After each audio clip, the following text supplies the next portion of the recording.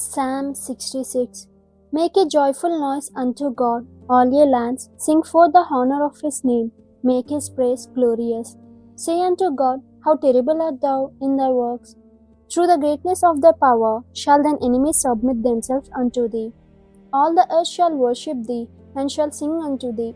They shall sing to thy name. Come and see the works of God. He is terrible in his doing toward the children of men.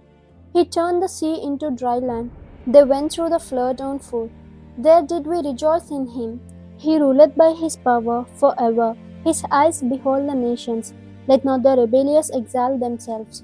O bless our God, ye people, and make the voice of his praise to be heard, which holdeth our soul in life, and suffereth not our feet to be moved. For thou, O God, hast proved us. Thou hast tried us, as silver is tried. Thou broughtest unto into the net. Thou laidest affliction upon our lions. Thou hast caused men to ride over our heads. We went through fire and through water, but thou broughtest us out into a wealthy place. I will go into thy house with burnt offerings.